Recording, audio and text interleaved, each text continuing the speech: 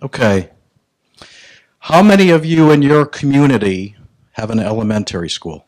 Raise your hand. How many have a high school? How many in your community have a movie theater?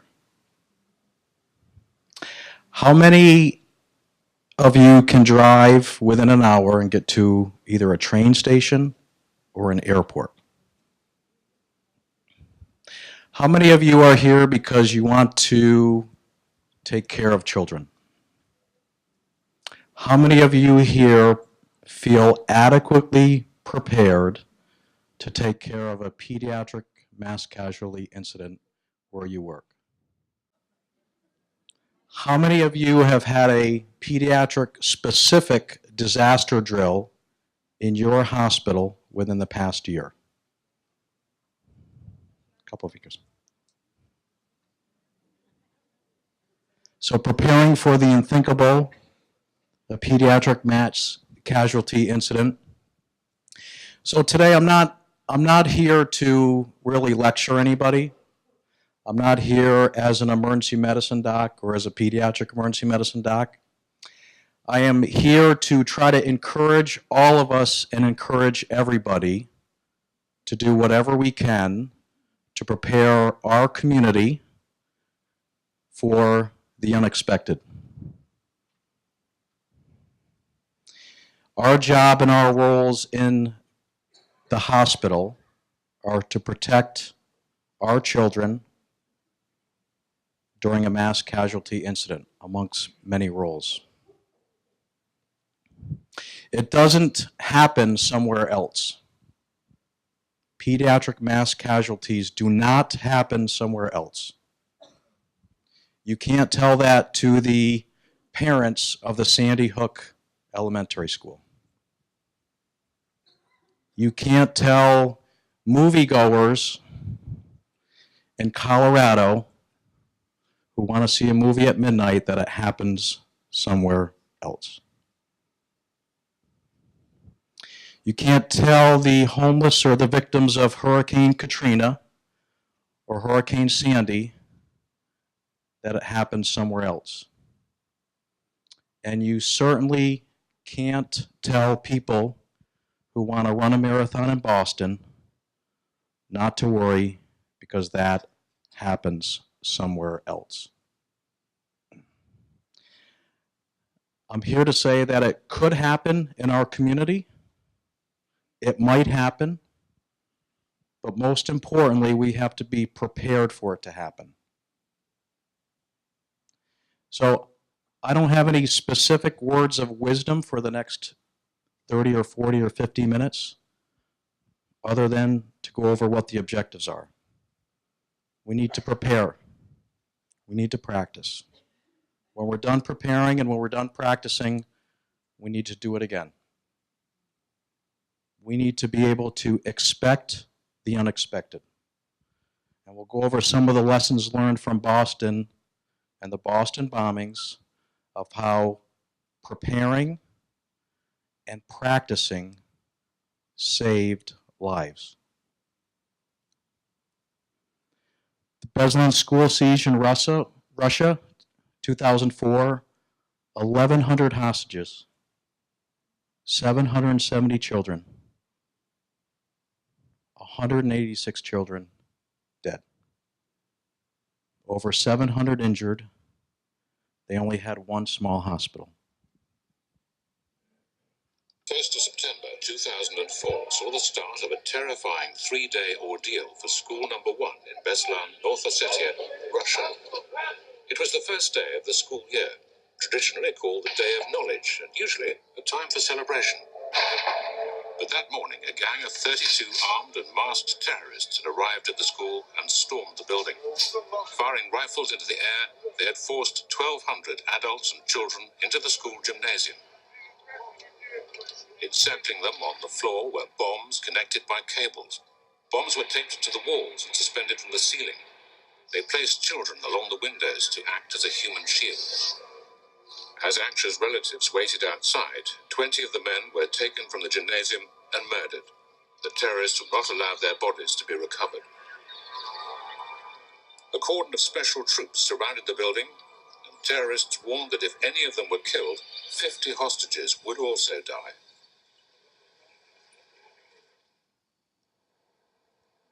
Day 2, and after intervention by Ruslan Alchev, president of Ingushetia, 26 hostages were released, mostly mothers and babies.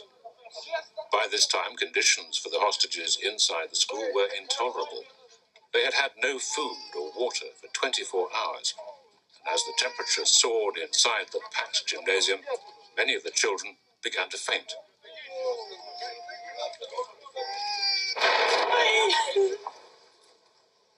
Later that day, 2 rocket grenades were fired from inside the building, hitting a police vehicle.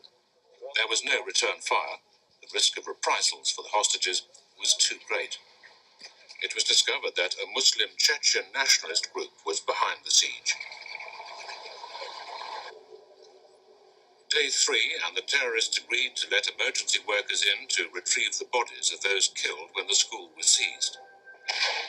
Minutes later, explosions and gunfire were heard, and then children were seen running from the school. An explosion might have been triggered accidentally by one of the terrorists or by a gunshot from a security force's sniper. The terrorists started firing on their fleeing captives, and special forces returning fire then stormed the school. Relatives, many of them armed, mingled with the troops and ran towards the buildings, many of them caught in the crossfire.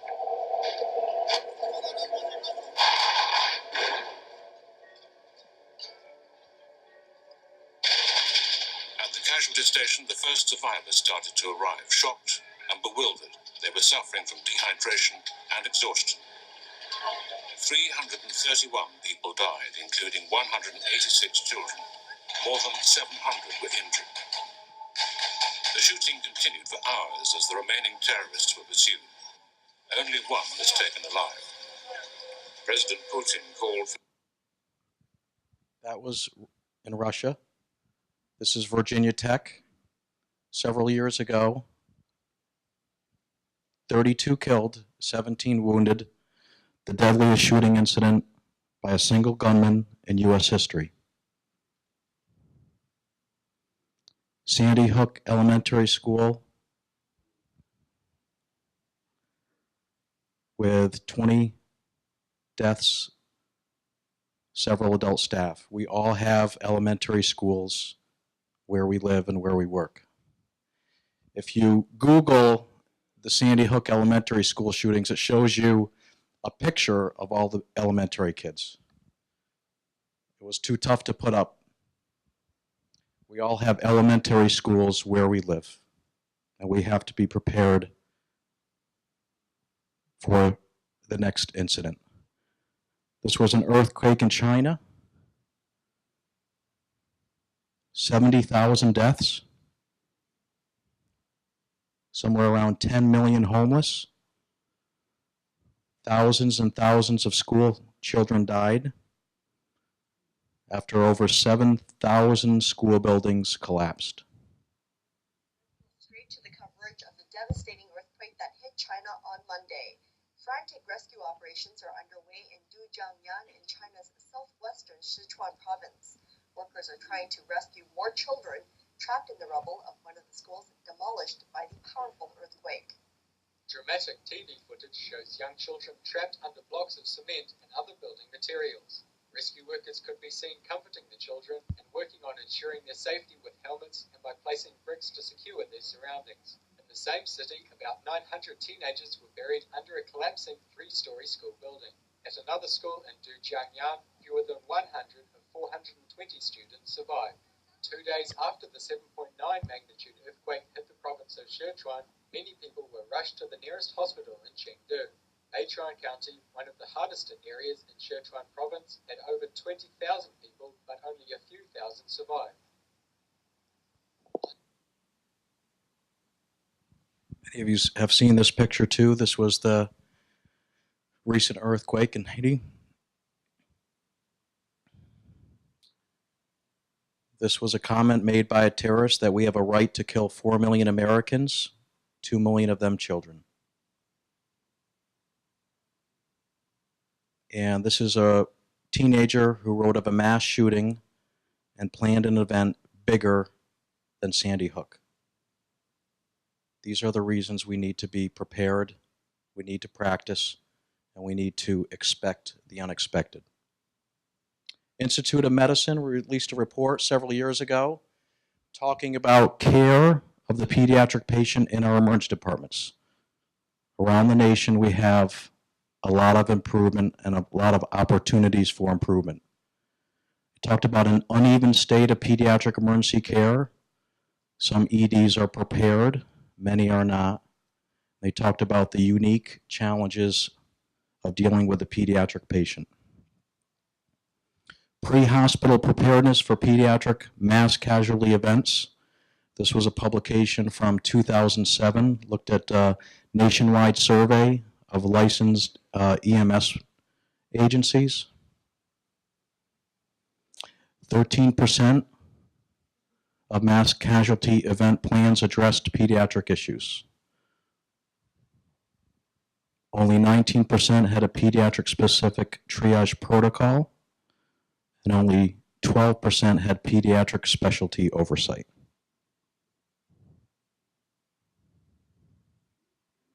Emergency departments are not doing that much better. Previous reports showed a poor pediatric readiness state of EDs. This study here, just published this year in Pediatrics, is a national assessment of pediatric readiness of our emergency departments. So this study was a web-based assessment sent to over 5,000 ED nurse managers.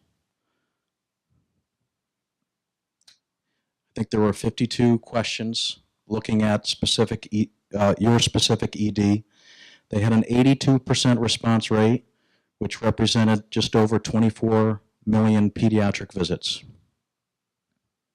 15% of the EDs were missing equipment, emergent airway equipment, LMAs, umbilical vein catheters, central lines, pediatric McGill forceps, and infant and child nasopharyngeal airways. Less than 1 in 2 EDs had a pediatric specific QI process. 33% were still using pounds, and less than 1 in 2 EDs have a disaster plan that includes pediatrics. This was a state survey of emergency department preparedness for the care of children in an MCI. This was mailed to ED medical directors in the state of Arkansas. Only 13% had pediatric mass casualty protocols. 28% of hospitals had pediatric specific issues addressed. 64% of hospitals had pediatric patients in their disaster drills. 1/4 involved local schools. And only 35% had warm water showers for infants and children. Doesn't get any better for training of emergency medicine residents. This article, just published 3 years ago, looks at competence and challenges of emergency medicine training as reported by the National Emergency Medicine Residents. They looked at many things, but one of them they looked at was disaster planning, and that's rated as average to weak. Emergency drills and exercises in healthcare organizations. These guys looked at 49 hospital disaster drills. They did an after-action report, and the vast majority had no pediatric involvement. So for true MCIs, the unexpected number of patients really overwhelms our resources. So our goal is accurate sorting of patients to optimize resources, which are oftentimes limited.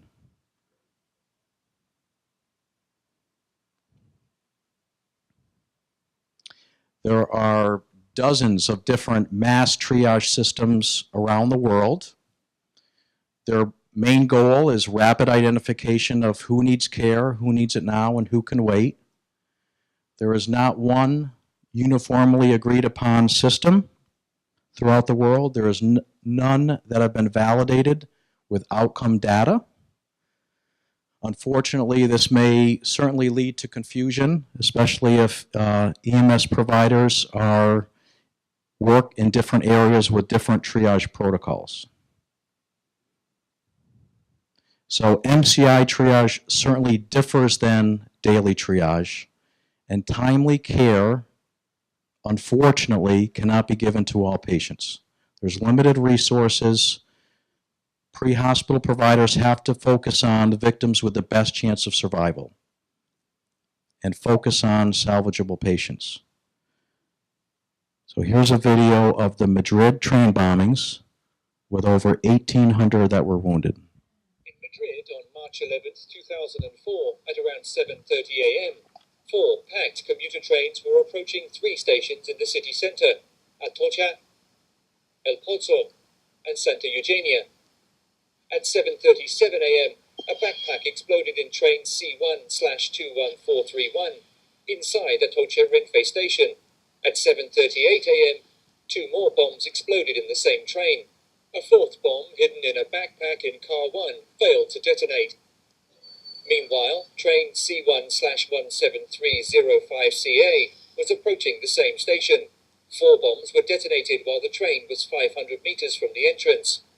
At 7:38 a.m., more explosions went off at El Pozo when 2 backpack bombs left in the upper floors of cars 4 and 5 of train C1/21435 were detonated. A blue backpack with explosives inside was later found on the station platform near the train between the 2nd and 3rd car. Another suspicious device was also found among the wreckage of the train. At the same time, the last explosion of the attack took place at Santa Eugenia. Within a span of 3 minutes, of the 13 devices believed to have been placed by terrorists in the 4 commuter trains, 10 had exploded and 3 had failed to detonate. The explosions killed a total of 191 people and injured more than 1,800. This is what it looked like, 2 videos.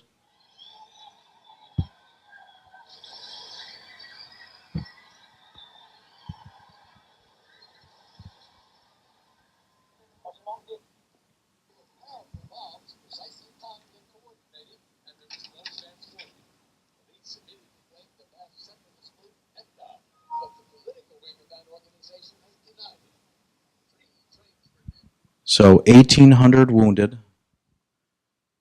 Imagine the challenges of trying to triage those patients appropriately.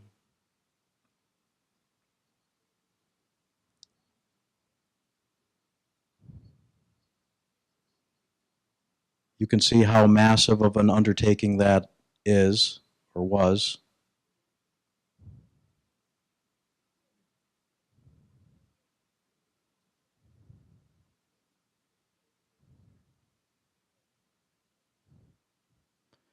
And you have to do the greatest good for the greatest number.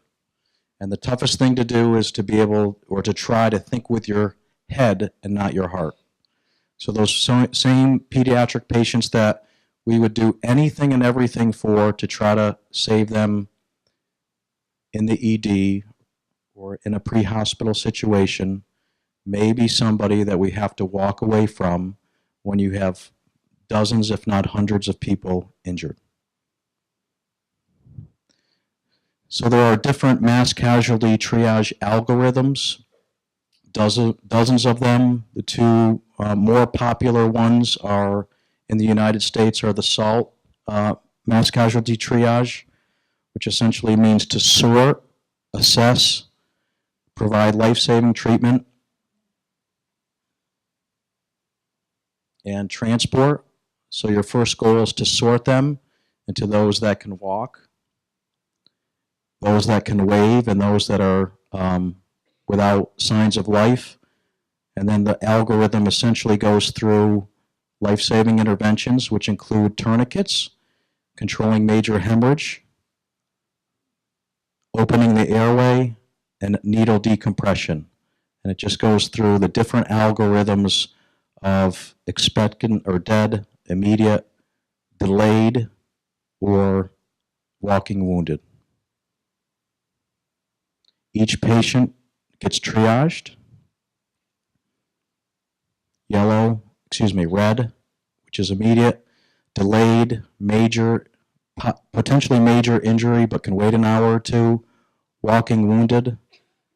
These are dead, and gray can be expectant, meaning still alive, but not expected to make it given the current resources. START triage is very commonly used in the US. It's simple triage and rapid treatment. It's designed for first responders, and the goal is to try to get this done within 30 to 60 seconds. There's the adult algorithm, and there's an algorithm made for children 1 to 8 years of age. Again, looking at trying to sort them out into the walking wounded, those that are immediate. And Dr. Heon talked about this one here where they're apneic, they have a pulse, they get 5 rescue breaths, and they're presumed deceased, but walking away from that child is very, very difficult. Which one is better? They're both the same. The study compared them in their triage accuracy. Triage accuracy was the same. Over triage rate was essentially the same. Ease of use was equal. Errors made equal. Jump start for kids was found to be maybe 8 seconds faster. The Care Flight triage system is used in parts of Australia. A little bit different, a little bit more simple. Walking, do they follow commands? Do they have a pulse? So that's a little bit easier. And then the pediatric triage tape is used in parts of Europe and the UK, and your triage algorithm is based upon your size. So based upon where your length determines which algorithm you use. This study looked at the START, SALT, all of those triage tools, and found that START and Jump Start had very low sensitivities, and they essentially, the one that we use in the United States, this article did not recommend them.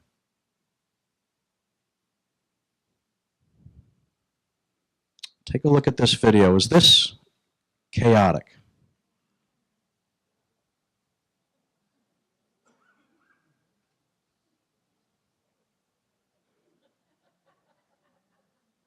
Is it chaotic? Is it organized? This is a trick question. I think it is organized. You could argue that this is organized chaos and this is what an MCI looks like. Okay. Let's move on a little bit to one slide about field triage. This is the Boston Marathon bombings and after action review. So all of the chiefs of trauma surgery got together. They did an after action review and talked about what went well, what didn't went well during the Boston bombings. I'm just going to read to you what they said about field triage and casualty disposition. Field triage. Less than 50% of the patients arrived at the trauma centers with mass casualty triage tags affixed to them. Some sites reported seeing no tags at all, and often the tags were incompletely filled out. Uncertainty about additional explosives in the area created a sense of urgency to ambulance loading. In the rush to get casualties to the hospital, tags were not attached to the most seriously injured. Fortunately, there was sufficient manpower at all of the receiving centers to permit, and this is written by surgeons, to permit an experienced trauma surgeon to triage patients at their arrival. This in-hospital expert triage was extremely effective and may have contributed to the excellent outcomes achieved. Okay, now I'm going to read about field triage and casualty disposition. Attacks with explosives create large, chaotic, and insecure scenes. Field triage of large numbers of casualties in such circumstances may be impossible. Planning for future MCIs should take this into account by developing universal and robust hospital-level triage protocols that use experienced surgeons in a triage capacity. They go on to say disaster planners should consider the redesign of color-coded field triage tags to better document the minimal amount of critical information in the most rapid manner. Disaster planning for future MCIs must recognize that scene triage may not be possible. Interesting. Thoughts on that?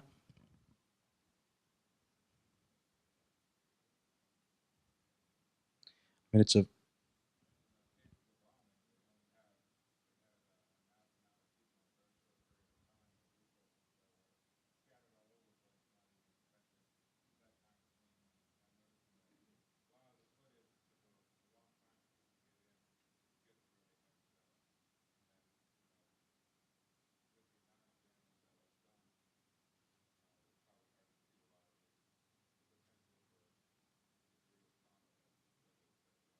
Sure.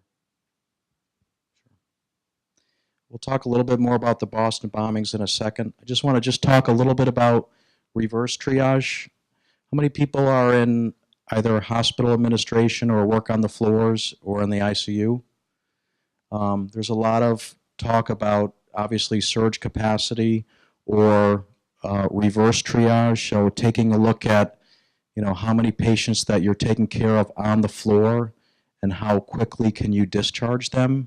How quickly can you discharge them safely? Certainly when the Pentagon was attacked on 9/11, my previous hospital were able to evacuate about 200 patients within about 4 to 5 hours. So getting ready and prepared for a surge that comes to the ED and then up to your floor. So I encourage you to look at what you have in place for where you specifically work and keep in mind about reverse triage for truly large MCIs. Just a couple of things about emergency departments. The ED obviously must create capacity to see these patients. During the Boston bombings, every single ED, or at least all of the trauma centers, were all full. It was a Monday afternoon. During the Aurora movie shootings, their ED was completely full when they got their first call. So emergency departments have to be able to create capacity rooms. This means that some patients have to be moved upstairs rapidly if possible. Others may have to wait in the waiting room or be triaged or discharged quickly. Remember that your first wave may just be the walking wounded that may come in first and start to overwhelm your system. You don't have a lot of time. In Colorado for the movie shootings, the first 911 call went off at 12:39 a.m. The first patient was brought in, I believe, by police, law enforcement, arrived at 12:49 a.m. at one of the, I believe, community places, and at the University Hospital, the first one arrived at 1 a.m. So from a 911 call at 12:39 a.m., the first patient arrives at approximately 10 to 20 minutes later. And that's consistent with what's happened in other MCIs and disasters in Boston and other places. You don't have a lot of time to prepare. 15, 20, 30 minutes, and expect a large volume. So Mass General had 31 patients within the first hour.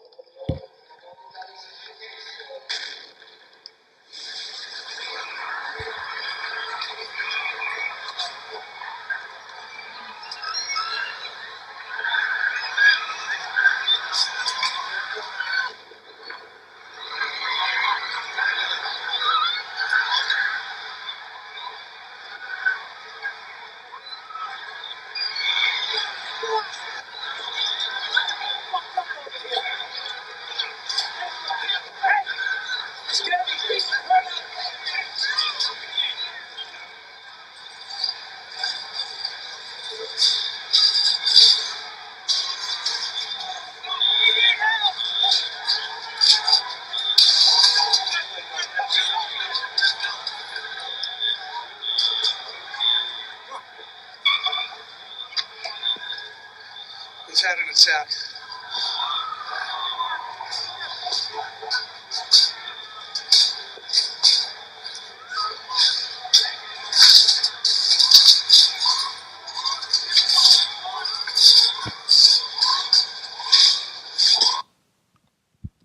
You know, they often talk about scene safety during these type of situations, and I think that all the EMS here were heroes. Nobody waited to make sure the scene was safe. Did you notice that after the bombings, everybody rushed in to help? Nobody waited to make sure that the scene was safe. They just went in and just tried to do whatever they could to help people. So the median time from the explosion to the hospital for the injured patient, median time was 11 minutes. So here they had a medical tent. For the first patients, they used a scoop and run. 1/4 of all those patients had some type of exsanguinating wound, and 83% had tourniquets placed. You can see here, Boston's very fortunate to have multiple level 1 trauma centers in a very small, in a concentrated location. So there's the bombs there. There's, I think, Mass General, Brigham and Women's, Boston Children's, Beth Israel, Boston Medical Center. So the patients were very fortunate to be in an area that had multiple very prestigious trauma centers. This takes a look at the patients that came through. Time from scene departure to ED arrival was about 11 minutes.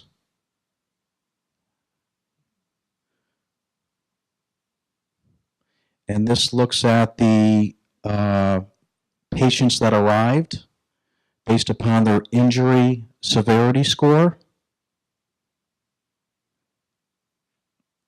These are patients that went directly to the operating room. These are your low acuity patients here. These are patients with moderate severity and severe. You can see how after just an hour, the amount of patients, hour and a half, that have flooded the area EDs, and these are just the 5 level 1 trauma centers.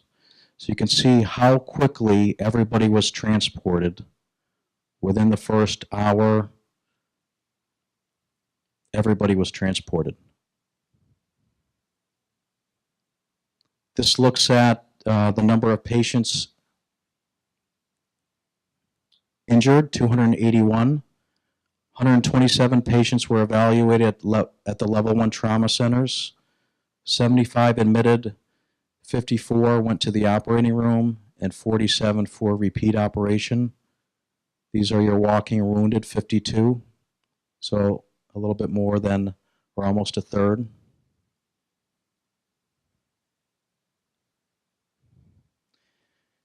This is a published article by Dr. Gorelnik, and it's a great article.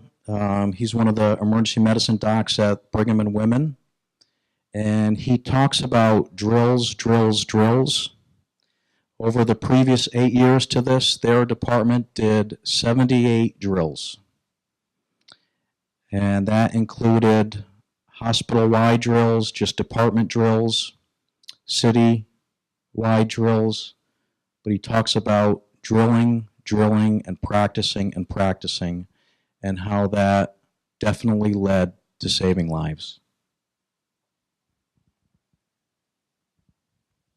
Boston could have been much, much higher. The city's emergency services team was right in the middle of it all, and they made tough choices that saved many lives.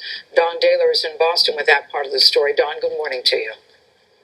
Good morning. Yes, Boston's emergency medical services is always beefed up for the Boston Marathon. They're prepared to deal with heart attacks or dehydration or cramps. What they did not expect to have to deal with, though, is what happened. When the bombs went off, the calls immediately started pouring in to Boston's emergency medical services.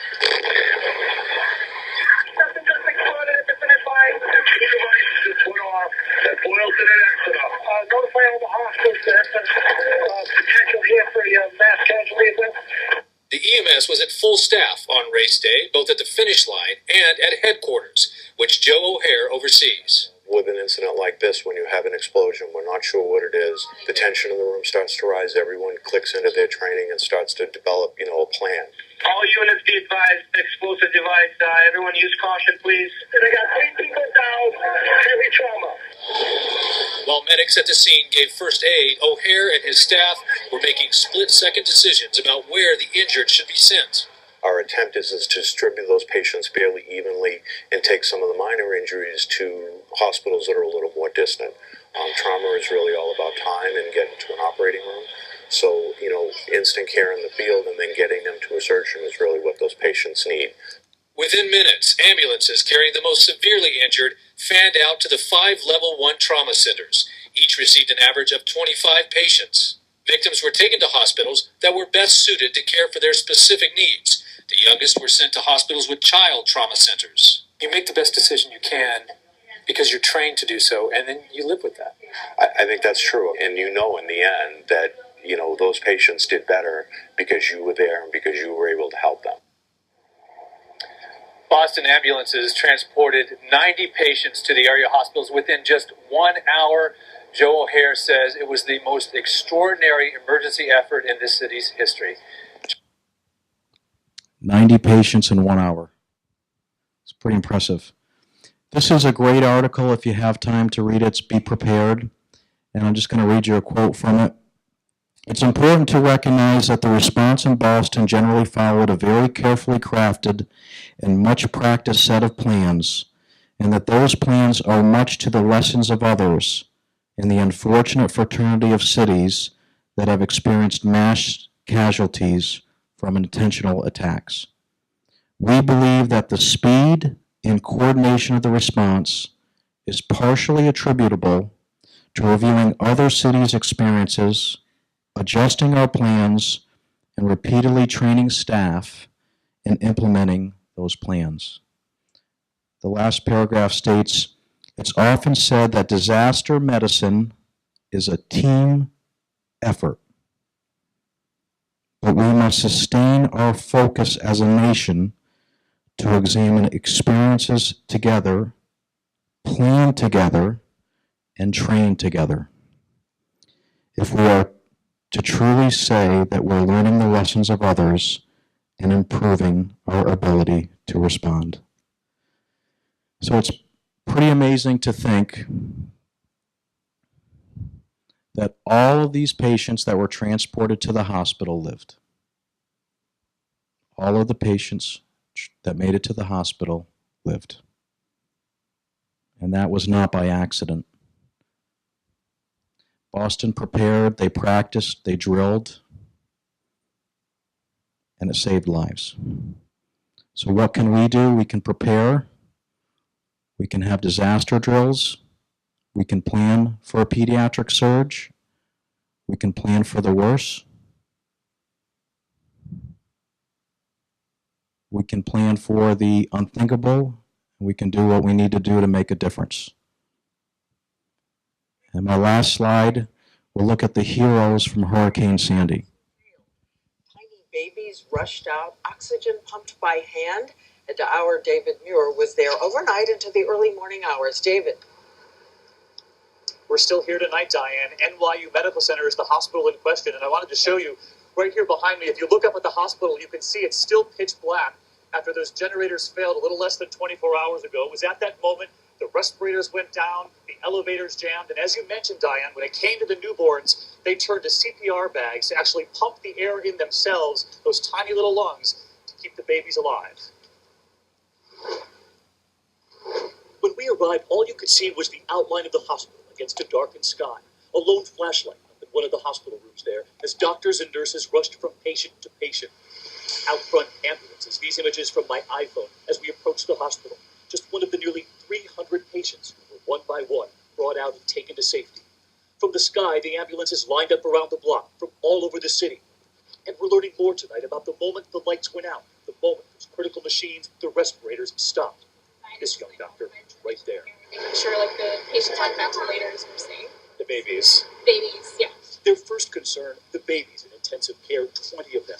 This nurse, clutching a newborn wrapped in a blanket, holding one of those plastic bags. She was doing the work of the respirator herself. In fact, all of the nurses in that unit were doing what's called bagging the air, literally squeezing bags of air into those tiny little lungs, cradling the babies and carrying them 9 floors down. Another baby rushed out, dwarfed by the size of the gurney. Once outside, the bag replaced with oxygen brought in by the paramedics. An entire team surrounding one baby. In fact, a hospital source telling me tonight that's what they did the moment the power was cut off, dividing up into teams, surrounding one patient at a time, carefully bringing them down a darkened stairwell, carrying them on plastic sleds rushed in by the paramedics, flashlights, all they had to see their way. So there was literally like a bunch of people who would just go with each patient, carry them down the stairs physically. They were pulled out on that sled, sliding along the hospital floor. One by one, we watched, still evacuating long after the sun came up. It's now 10 a.m. in the morning, and you can see there's still a line of ambulances all the way up the street here. This operation's been going on for 12 hours now. You can see them lining up still at the front entrance of the hospital here as they carefully bring the patients down. And late today, 15 hours after those evacuations began, they were done. And the president had learned of those heroic nurses and those newborns. During the darkness of the storm, I think we also saw what's brightest in America. Nurses at NYU Hospital carrying fragile newborns to safety. So pretty amazing. So I'll just leave off with practice and preparation saves lives. Thank you.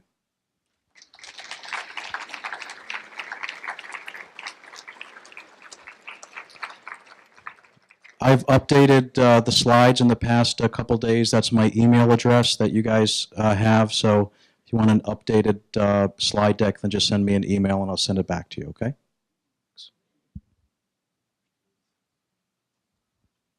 Have any questions for Dr. Pauze?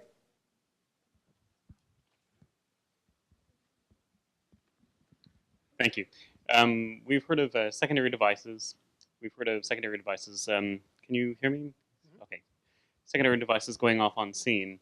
What are hospitals doing to prepare for secondary devices coming in with walking wounded? I mean, that's a great question. You recall that the bombings in Mumbai had an attack on the hospital itself. For the Boston hospitals, they recognized that and they try to seal off the emergency department and try to screen incoming patients. That's a tough scenario because people coming in who want to do harm, you know, if they come in clutching their chest and they look like they're diaphoretic and they say they have chest pain and I think I'm going to die, we're going to rush to try to help them. So that has happened before. It was brought up in some of the readings as well as what happened in Boston. They did prepare for that, but it's definitely a concern without a very foolproof way to stop that. It's a definite concern.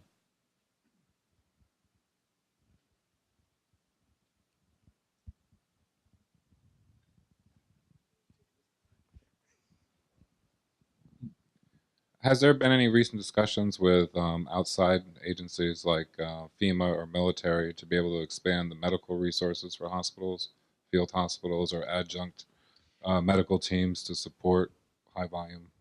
I think it depends upon what the incident is. Certainly for your large disasters such as hurricanes or potentially tornadoes, this was a little bit different in that it was something that was essentially evaluated and triaged within the first couple of hours. So I think it depends upon how large of a scale you're dealing with. Do we have the ability to mobilize or connect with that kind of resource quickly if we have to? Depends what, there's a DMAT team. It depends upon what you mean by quickly. Within 2 or 3 hours, 3 or 4 hours, no. No. Gotcha.